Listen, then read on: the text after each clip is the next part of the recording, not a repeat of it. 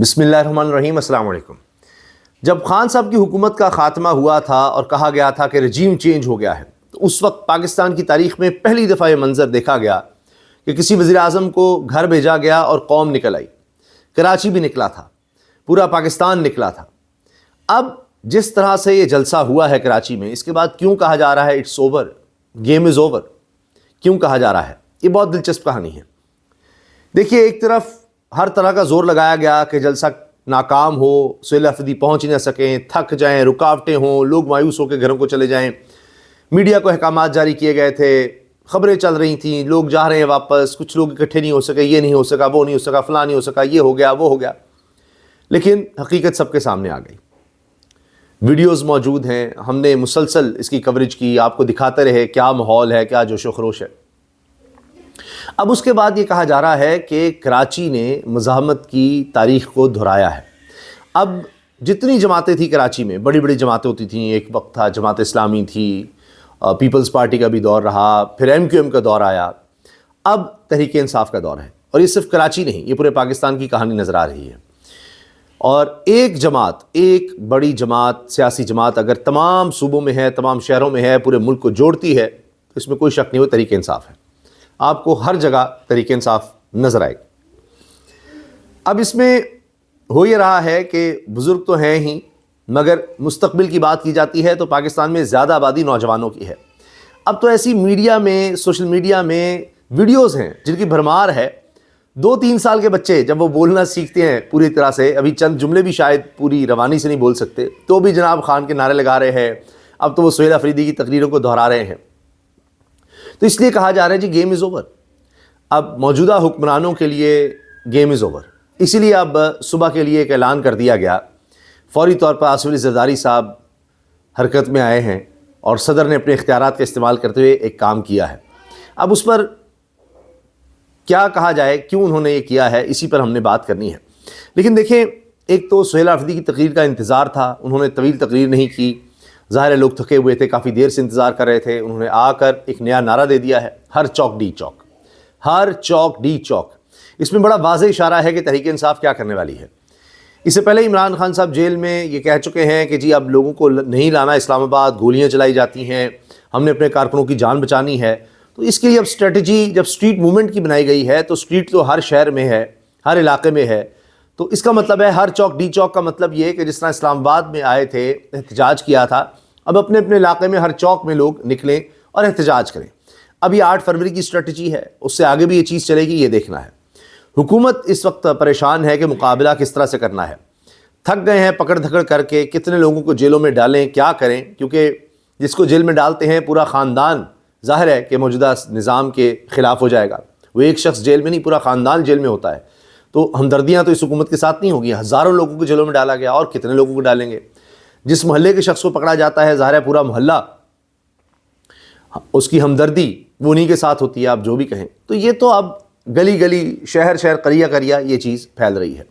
اور سہیل افریدی کو جو ٹاسک ملا تھا اس میں وہ کامیاب نظر آ رہے ہیں، چاہے پنجاب ہو، چاہے سندھ، کراچی، انہوں نے متحرک کر دیا ہے، ایک موومنٹ انہوں نے کریٹ کر دیا، مومنٹم بنا دیا ہے۔ پھر انہوں نے تقریر میں کہا ہے، نوجوانوں تیاریاں مکمل کر لو، ایک اور کال آنے والی ہے، تیاریوں میں کوئی کمی نہ رہے، یونیورسٹیوں اور کالجوں میں اپنی تنظیمیں مکمل کر لو۔ تو یہ بڑا واضح اشارہ ہے کہ آگے کیا ہونے جا رہا ہے۔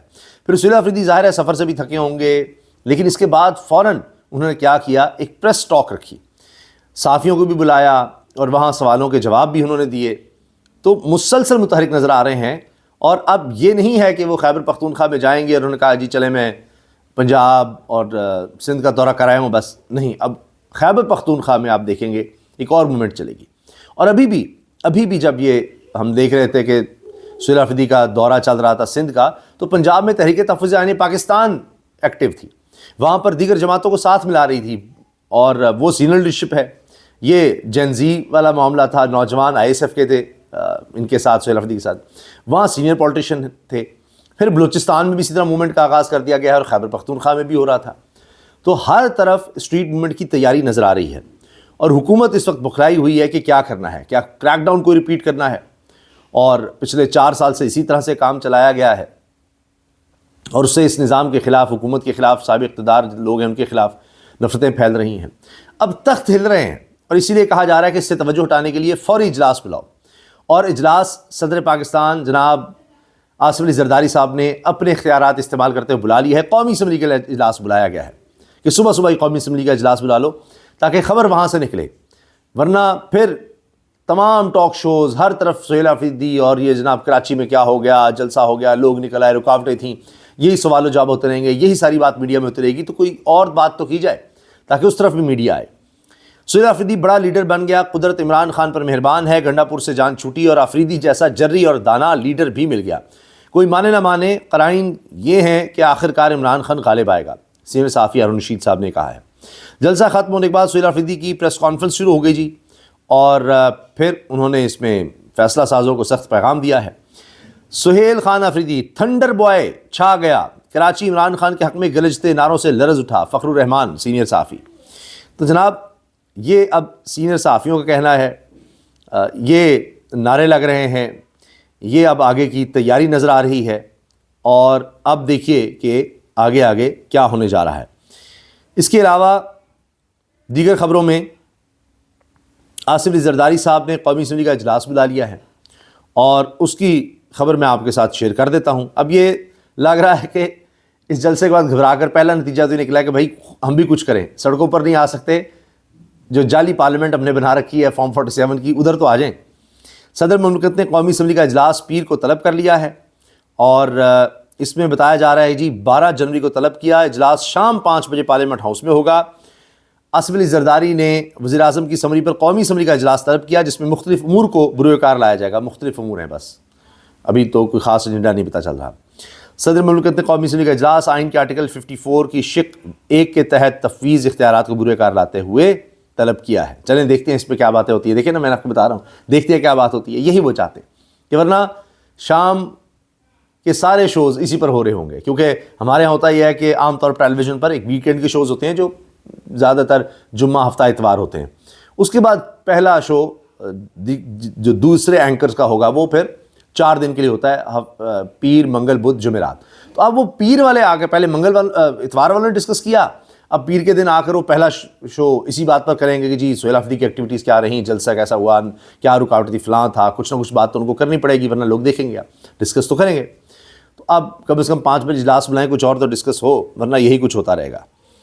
تو جناب اب دیکھیے تمام جماعتوں کے لیے سرپرائز ہے، اب کہا جا رہا ہے سب مل کر بھی تحریک انصاف کا مقابلہ نہیں کر سکتی۔ ہما بقائی صاحبہ سینئر تجزیہ کار ہیں، بین الاقوامی امور کی ماہر ہیں، وہ کہتی ہیں from what I hear despite complete blackout on mainstream media Karachi yet once again fearlessly supported PTI and the system tried, lied, buckled and then backed off. I am told the support was real, very organic, with families coming out in hordes to support. Media vans present but not daring to report back, and some actually lying. This is yet once again a wake-up call. Haven't the government done everything, including making unnatural, unholy alliances and destroying institutions, losing all credibility in the process? Jamaat Islami, Pakistan People's Party, MQM, PMLN are political pygmies at best, and by default PTI grows taller by the day. Deny as much as you want, this is reality proven yet once again beyond doubt. بہت زبردست لکھا ہے موقعی صاحبہ نے، اور وہ کہہ رہی ہیں کہ جی میں نے پتہ کروایا، جتنا مجھے پتہ لگا ہے، فیملیز آئی تھیں، سب لوگ خود سے آئے تھے، بڑے مسائل تھے، رکاوٹیں تھیں، لیکن پھر بھی آئے۔ اب میڈیا سے جھوٹ بلوایا گیا، غلط بیانی بھی کروائی گئی، رپورٹ ہی نہیں جو حقیقت تھی وہ ہونے دی گئی۔ اب نظر یہ آ رہا ہے کہ یہ جو ناپاک الائنس سارا بنا ہوا ہے، انہولی الائنس، یہ سب ختم ہو رہا ہے، اور تمام جو روایتی جماعتیں تھیں وہ اب بالکل ایک چھوٹی چھوٹی سی کیا کہیں اینٹیٹیز رہ گئی ہیں، پولیٹیکل پگمیز ہیں کہ جن کے سیاسی کوئی اب اوقات نہیں رہ گئی، یہ وہ لکھ رہی ہیں، اور کہتی ہیں آپ نے جتنا بھی انکار کرنا ہے کر لیں، مگر بات یہ ہے کہ ہر گزرتے دن کے ساتھ تحریک انصاف طاقتور ہو رہی ہے، بڑی ہو رہی ہے، مضبوط ہو رہی ہے۔ تو یہ ایک حقیقت ہے جس کو کوئی نہ مانے تو کیا کیا جا سکتا ہے۔ اس لیے کہا جا رہا ہے جی دا گیم از اوور، کہانی ختم ہے، اور اب نئی کہانی لکھی جائے گی، اور وہ نوجوان اس کہانی کو لکھیں گے، جین زی، جین الفا اس کہانی کو لکھے گی۔ اللہ حافظ۔